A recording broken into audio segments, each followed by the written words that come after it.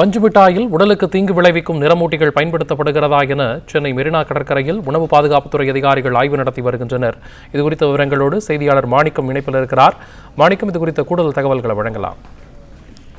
உணவுப் பொருட்களில் பயன்படுத்தக்கூடிய நிறமூட்டிகள்ல உணவுத்துறை தடை செய்திருக்கக்கூடிய ரோமட்டைன் பி என சொல்லக்கூடிய ரசாயனம் கலந்திருக்கிறதா என்பதை ஆய்வு செய்வதற்காக தமிழ்நாடு உணவு பாதுகாப்பு துறையினர் இன்று சென்னையில் இருக்கக்கூடிய பல்வேறு பகுதிகளில், குறிப்பா பொதுமக்கள் அதிகம் கூடக்கூடிய பகுதிகளில் பஞ்சு மிட்டாய் உள்ளிட்ட விற்பனை செய்யக்கூடிய உணவுப் பொருட்கள்ல ஆய்வு மேற்கொண்டு வராங்க.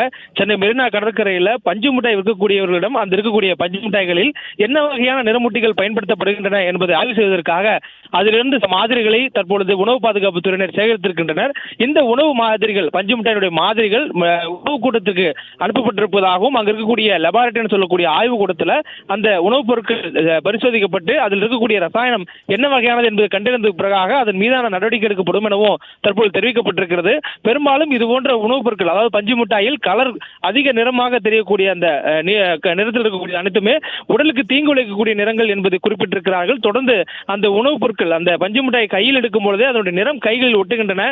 இது பெரும்பாலும் தடை செய்யப்பட்ட நிறமூட்டியாக இருப்பதற்கான வாய்ப்பு இருக்கிறது என்பதனால் இந்த பஞ்சு மிட்டாய் விட்டிருக்கக்கூடிய புலம்பெயர்ந்த தொழிலாளர்கள், அதாவது வடநாட்டிலிருந்து இருக்கக்கூடிய புலம்பெயர்ந்த தொழிலாளர்களுடைய முகவரிகளும் அவருடைய தொலைபேசி எண்களும் வாங்கப்பட்டிருக்கின்றன. அதில் தடை செய்யப்பட்ட ரசாயன மூட்டிகள் இருக்கும் பட்சத்தில் அவர்கள் மீதான சட்டப்படியான நடவடிக்கை எடுக்கப்படும் என்பதையும் தற்போது உணவு பாதுகாப்புத்துறை அதிகாரிகள் தெரிவித்திருக்கிறார்கள்.